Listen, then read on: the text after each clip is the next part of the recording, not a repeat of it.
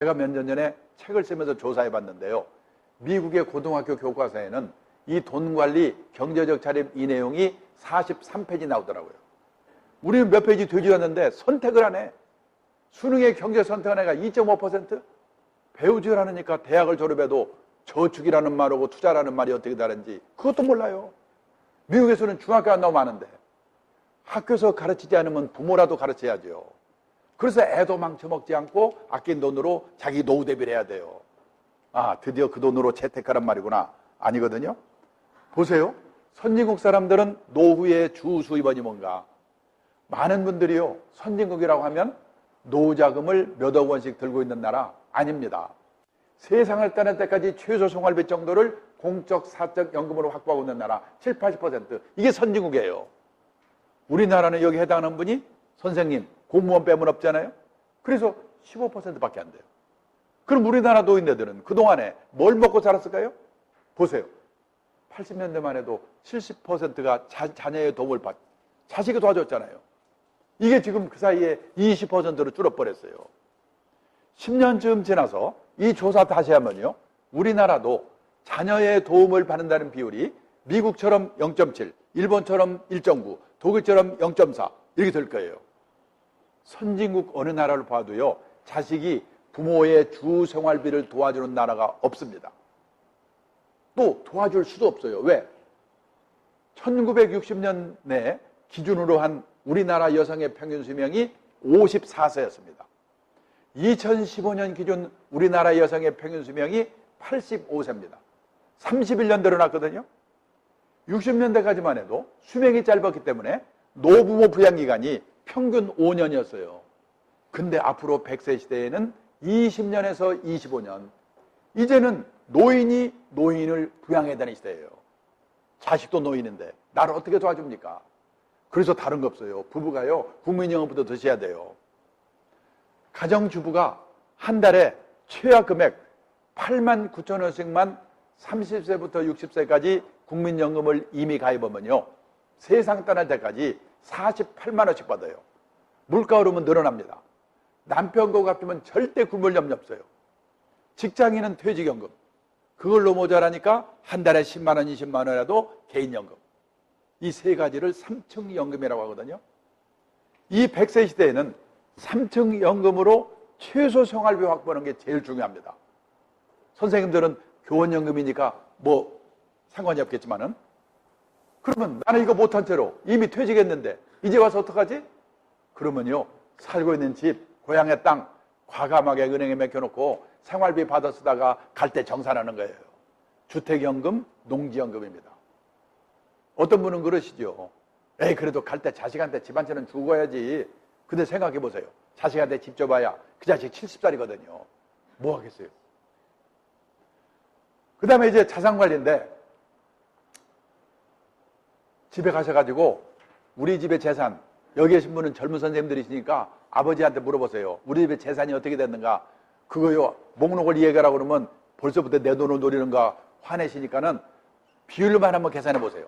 부동산, 집, 가게, 땅, 금융자산, 현금, 예금, 주식, 채권, 펀드, 보험, 연금. 이래서 비율을 내보면요, 74%가 부동산이에요, 우리는. 노인은 더 많아, 82%, 몰빵. 집에 깔고 죽는다고 하잖아요. 그런데요, 일본을 보고 놀랐는데, 일본도 60년도에는, 90년대에는요, 60%가 부동산, 우리나라 비슷했어요. 지금은 29%, 미국과 똑같아. 왜 그럴까? 저는 이유가 세 가지. 첫째, 집값, 땅값이 떨어졌어요. 둘째, 집 없으면 어때? 빌려 살면 되는 거지? 우리처럼 집에 한이 맺혀 있잖아요. 집에 대한 인식이 달라졌습니다. 셋째, 여분들이요, 집이나 가게를 갖고 있다가 세를 놓습니다. 그 사람이 세를 안 내? 못 내보내요. 선진국에서는 세입자의 권리가 너무 세기 때문에요, 소송해야 돼. 골치 아파. 그래서 선진국에서는요, 대부분 사람들이 실물로 부동산에 투자하는 게 아니라 부동산에 투자하는 펀드에 투자한다는 거예요. 그래서 미국, 일본이 70%예요. 부동산, 금융자산의 비중이. 근데 제가 어디 가서 이 비율을 보여드리면요, 대부분 분들이 얼굴 표정에 나타납니다. 저 친구는 증권회사 전무이구나. 주식 사라고 꼬시려고 그러는구나. 그러니까 부동산 안 된다고 해놓고 보나마나 막판에 가면 주식 사라고 하겠지. 지금 세 분이 그런 표정을 짓고 계시는데요. 아니에요. 부동산이 꼭 나쁘다는 것보다는 몰빵되어 있는 게 문제다. 또 다른 건 생각하고 부동산에 관해서 두 가지만 말씀드리겠습니다. 생각을 바꿀게. 첫째, 우리나라는 땅이 좁은 나라다. 좁죠? 그 땅은 해외에서 수입해 올 수 있습니까? 수입도 못 해오잖아. 그러니까 다소 비싸게 사더라도 기다리고 있으면 언젠가는 올라. 땅에 묻어두는 게 최고야. 이런 생각을 갖고 있습니다. 실제 지금까지 그랬지요. 그런데 앞으로 이 국제화된 시대에는요, 땅도 얼마든지 간접적으로 수입해 올 수 있는 거다. 그런 눈으로 땅을 보셔야 되는 거예요. 그거를 첫 번째로 경험한 나라가 영국입니다. 영국에서는요, 18세기 후반에 땅값이 쫙 오르다가 어느 날 영국 정부가 밀 수입의 자유화, 먹는 밀을 해외에서 3분의 1 값으로 절반 값으로 맘대로 사다 먹어라. 이 말은 밀을 싸게 사온다는 것은 간접적으로 땅을 싸게 사오는 효과가 있다. 이런 인식이 퍼지면서 영국의 땅값이 갔어요. 일본이 그 경험을 또 꺼냈습니다. 여기 일본 전국의 상업용지 1974년 평균을 100으로 볼 때 272까지 올랐는데 문제는요, 70m 초예요. 이때 일본의 땅값이 무지막지하게 올랐거든요. 이때 일본에 다나카 가쿠에이라고 중학교도 안 나온 총리 수상이 있었는데요. 이 사람이 일본 열도 개조론, 이걸 부르짖으면서 일본 땅값을 무지막지하게 올렸어요. 옛날 노무현 정부 때 지방의 행복도시, 혁신도시 땅값 올린 거 똑같아요. 그렇게 오르는데 또 올라. 1991년이 일본 땅값이 피크일 때입니다. 얼마나 비쌌는가? 예를 들어서요, 일본 동경 중심가에 가면 왕궁이 있는 구가 있습니다. 지오다쿠라고 합니다. 우리 서울로 말하면 창경원, 경복궁이 있는 종로구와 같은 구인데요.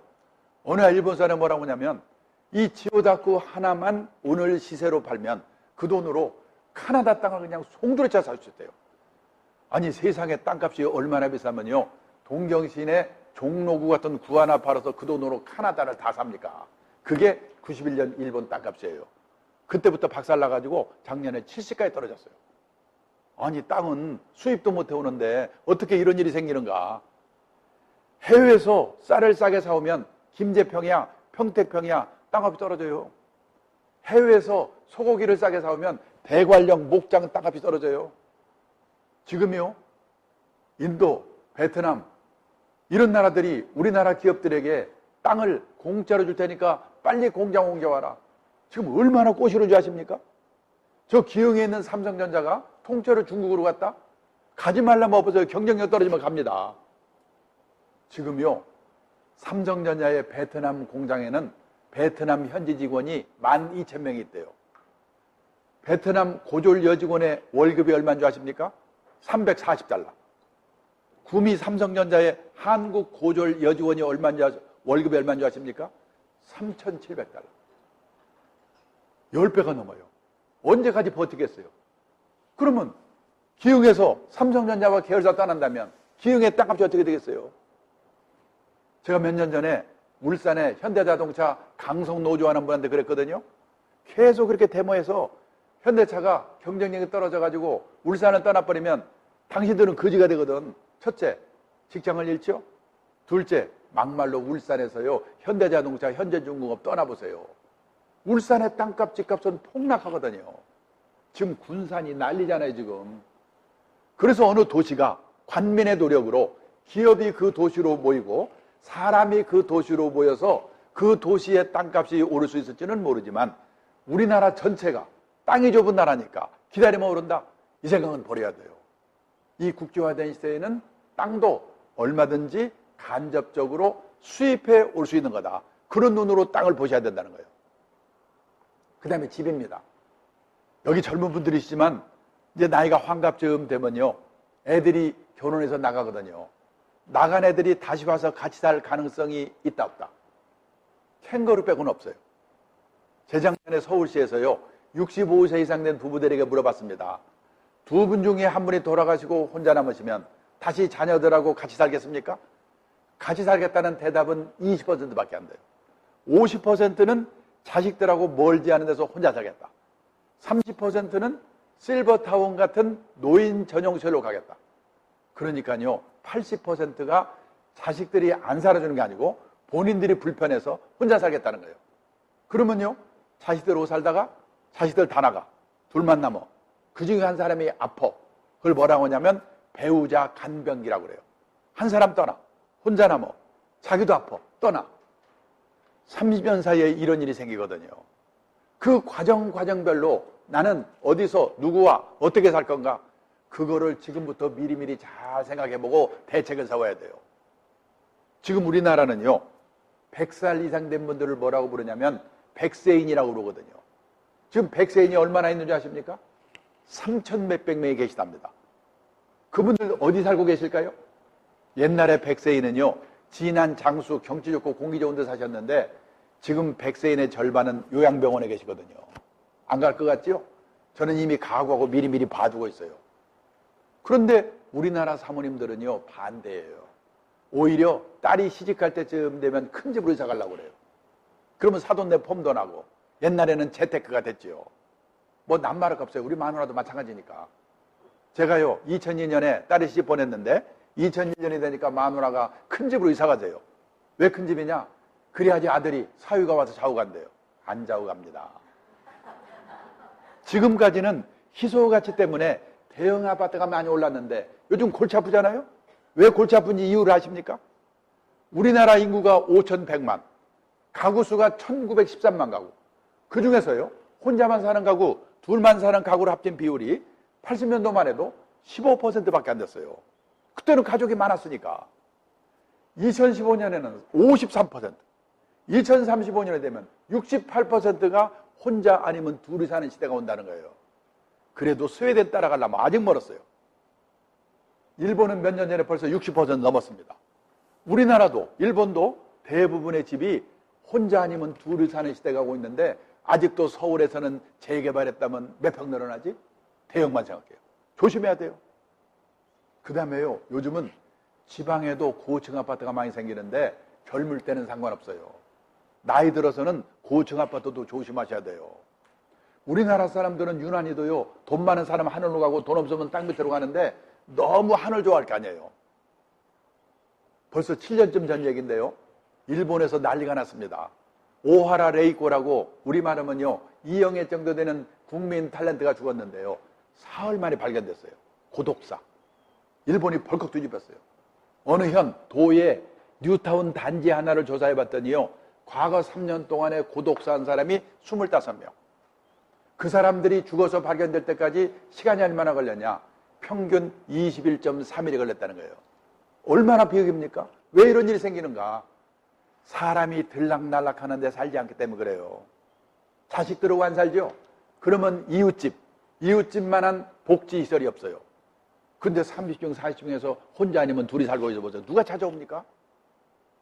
그런데다가 제가 얼마 전에 일본의 자료를 하나 보니까 일본의 아파트가요, 지금 슬럼화를 걱정하고 있어요. 왜냐하면 아파트는 집합주택이거든요. 그걸 재개발하려고 그러면요, 그게 합의가 돼야 돼요. 근데 일본에 지금까지 재개발을 성공한 데를 100으로 본다면 어디가 성공했느냐? 80%는 지진난데 다 무너져 버렸으니까. 나머지 20%만 그 의견 합의돼서 성공했다는 거예요. 그렇게 어려워요. 근데 집값이 확 오를 때는요, 의결이 쉬워요. 집값이 안 오르면 의결이 안 되는 거예요. 그대로 수렴화되는 거예요. 우리나라는 온 천지가 아파트인데 생각해 봐야 돼요.